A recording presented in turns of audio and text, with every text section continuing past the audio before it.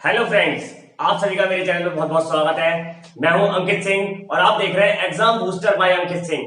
तो बेटा मैं आपको ये बताना चाहता हूं कि देखिए यूपी गवर्नमेंट ने इसी महीने यानी कि सितंबर माह में हमें दो तोहफे दिए हैं, यानी तो हमें गिफ्ट दिए हैं। अब वो दोनों गिफ्ट क्या है, तो देखिए हम ये जानेंगे पहले तो कि हमारे यहाँ पर जो अभी नया फोर्स तैयार किया गया है वो क्या है, उसके कार्य क्या है, उसका प्रमुख कौन होगा, उसका मुख्यालय कहां पर होगा और वो किस तरीके से कार्य करेगा। दूसरा हमारा जो मेन टॉपिक रहेगा बेटा वो रहेगा कि आप जो एग्जाम दे रहे हैं उसमें आप ए वर्ग, बी वर्ग, सी वर्ग, डी वर्ग या ई वर्ग यानी समूह का खा गा घा, यानी कि आप कोई भी एग्जाम देते हैं, क्योंकि अब सरकार ने यह तय कर लिया है कि आपको जो नौकरी मिलने वाली है वो संविदा पे मिलने वाली है। तो अभी हम इस सभी चीजों को जानेंगे कि वो क्या प्रोसेस होगा उसका सभी का। तो इस वीडियो को आप लास्ट तक जरूर देखिएगा। चलिए स्टार्ट करते हैं।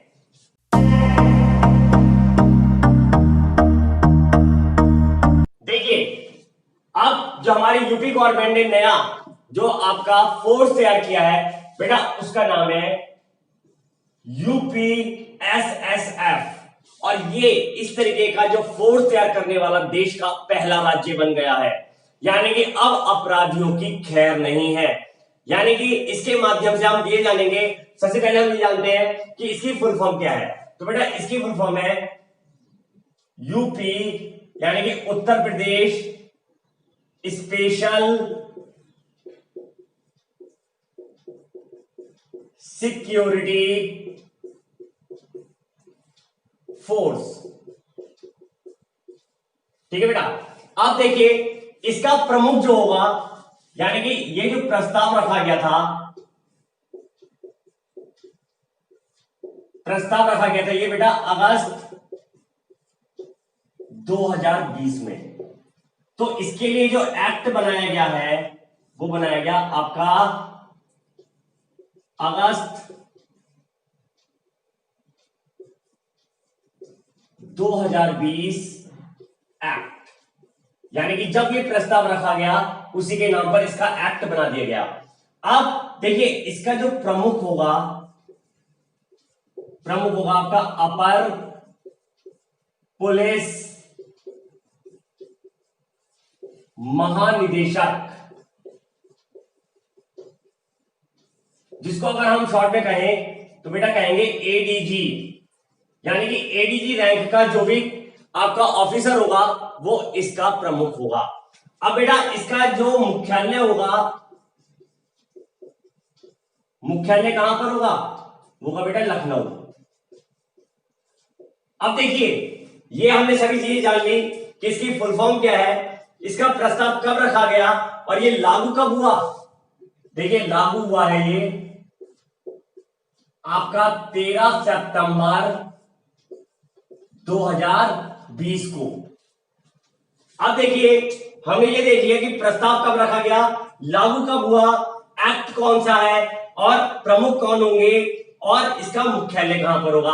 अब देखिए इसके अंतर्गत जैसे सेंट्रल यानी केंद्र में हमारी एक फोर्स काम करती है CISF, central industrial security force, उसी तर्ज पर यह कार्य करेगी। लेकिन बस इसका जो है थोड़ा सा विस्तार कर दिया गया है। वो विस्तार ये किया गया है कि सीआईएसएफ केवल हमारे इंडस्ट्रियल एरिया को कंट्रोल करती है, जैसे कि आपके एयरपोर्ट्स हो गए, आपके कोई भी हिस्टोरिकल प्लेस हो गया, वहां पर जो आपको सिक्योरिटी मिलती है वो सीआईएसएफ की मिलती है। तो उसकी जगह पर सीआईएसएफ तो रहेगी हमारे यूपी में, इसके साथ साथ हमारी कौन सी फोर्स काम करेगी, यूपीएसएसएफ। अब इसका मेन काम तो ये हो गया। दूसरा काम ये हो गया कि अगर कोई भी अपराधी है और वो अपराध करता जा रहा है और अगर उसकी जांच नहीं भी हो रही है, तो अगर इस फोर्स को पता है उसके बारे में तो ये उसकी इंडिविजुअल इन्वेस्टिगेशन भी कर सकती है, यानी बिना मजिस्ट्रेट की अनुमति के भी ये उसके घर को भी खंगाल सकती है, प्लस उसको गिरफ्तार भी कर सकती है। ये अब एक अहम पहलू लिया गया है यूपी गवर्नमेंट द्वारा, यानी कि योगी सरकार द्वारा, और इससे अब अपराधियों की खैर बिल्कुल नहीं है, क्योंकि अब अपराधी नहीं बच पाएंगे और इससे हमारा राज्य जो यूपी राज्य है वो एक तरीके से अपराध मुक्त बन पाएगा। तो बेटा ये था हमारा यूपी एसएसएफ के बारे में, जिसके बारे में हमने पढ़ा कि इसकी फुल फॉर्म क्या है, इसका प्रस्ताव क्या है, ये एक्ट क्या है, इसके प्रमुख कौन होंगे और इसका मुख्यालय, और ये लागू कब हुआ। यही हमारे एग्जाम के लिए मोस्ट इंपोर्टेंट पॉइंट बनते हैं। और मैंने बाकी आपको जो बताया वो बोल करके बताया, जिसको आप नोट भी कर सकते हैं। अब देखिए जो दूसरा हमें गिफ्ट मिला है वो क्या मिला है, चलिए आगे देखते हैं। तो देखो प्यारे बच्चों, अभी हमने देखा कि यूपी गवर्नमेंट ने पहला जो हमें तोहफा दिया वो क्या दिया कि हमें एक नई फोर्स दी जिसके माध्यम से हम अब अपराधियों को जो है उनके अंजाम तक पहुंचा सकेंगे, यानी कि अब अपराधियों की यूपी में खैर नहीं है। अब देखिए दूसरा तोहफा जो दिया है वो क्या दिया है कि देखिए संविदा भर्ती क्या है बेटा कि देखो अभी तक हमारे यहां पर समूह का, इसको आप ध्यान समझिएगा, दूसरा है हमारा समूह खा, तीसरा है हमारा बेटा समूह गा, और बेटा फोर्थ है हमारा समूह घा।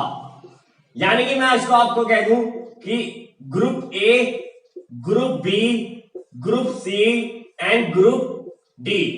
तो देखिए ए वाला जो है ये इन्होंने रिजर्व रखा है कि इसकी प्रॉपर ये भर्ती निकालेंगे। अब भर्ती क्यों निकालेंगे, क्योंकि इसमें सारे जो आते हैं वो आपके आते हैं पीसीएस रैंक के व्यक्ति आते हैं, यानी कि इन्हें पीसीएस का तो एग्जाम कराना ही कराना है, और जो पीसीएस क्वालिफाई करेगा वो परमानेंट माना जाएगा। लेकिन बेटा अभी ये नियम लागू नहीं हुआ है, लेकिन अभी हमारी सरकार ये आगे चल करके ये योजना बना रही है कि हम इस सिस्टम को लागू करेंगे। तो इस सिस्टम को आपको समझना बहुत जरूरी है। तो देखिए समूह का यानी कि आपका ग्रुप ए में आता है पीसीएस अधिकारी, और पीसीएस अधिकारी जो होगा वो होगा परमानेंट।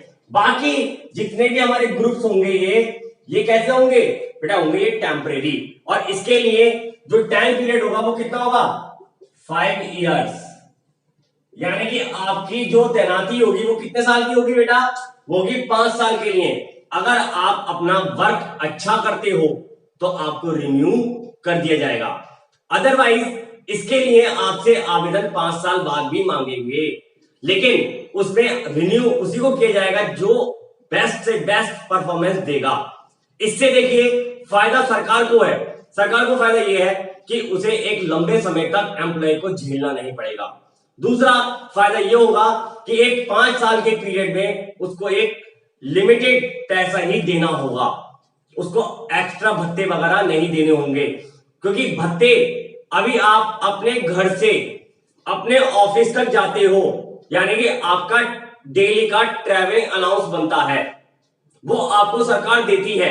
लेकिन इसमें क्या होगा बेटा, ट्रैवलिंग अलाउंस केवल उस व्यक्ति को दिया जाएगा कि जो व्यक्ति केवल ऑफिस के काम से कहीं बाहर जाएगा उसको आपका ट्रैवलिंग अलाउंस दिया जाएगा, अदरवाइज किसी को ट्रैवलिंग अलाउंस नहीं दिया जाएगा। समझ में आ गया बेटा। अब देखिए ग्रुप बी में आपका जो होता है एक तरीके से असिस्टेंट ऑफिसर हो गया, ग्रुप सी में आ जाते हैं आपके क्लर्क, और ग्रुप डी में आ जाते हैं एज अ चपरासी, यानी कि जो मल्टीपर्पज आपका स्टाफ होता है वो कौन सी में आता है बेटा, ग्रुप डी में आता है। अब इन सब की जो नियुक्ति होगी वो आने वाले टाइम में कैसी होगी बेटा, वो होगी संविदा पर, यानी कि सरकार ने अपना बोझ कम करने के लिए ये फैसला लिया है, लेकिन बहुत जल्द इसको लागू करने के लिए भी कहा गया है, लेकिन अभी ये नहीं पता कि ये कब तक लागू हो जाएगा। ठीक है, तो टाइम पीरियड कितना होगा बेटा, 5 साल का होगा, और कौन कौन से ग्रेड्स आएंगे, यानी ग्रुप कितने होंगे इसमें, वो होंगे आपके 3। तो यही सारी चीजें हैं आपकी। ठीक है, अब इसमें आपका आवेदन प्रक्रिया जो होगी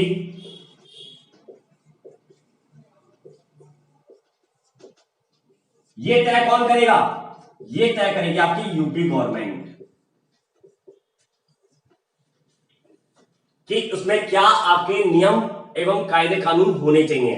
उसको तय करने का अधिकार किसको दिया गया है, वो देगा यूपी गवर्नमेंट को। इसमें आपका हाई कोर्ट या सुप्रीम कोर्ट भी कोई हस्तक्षेप नहीं करेगा। अब देखिए इसमें हम देखते हैं कि हमारे यूपी गवर्नमेंट जो तीसरा तोहफा दिया वो क्या दिया है। तो देखिए आगरा में स्थित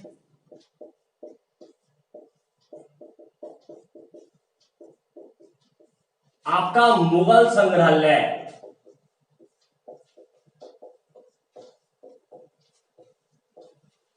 का नया नाम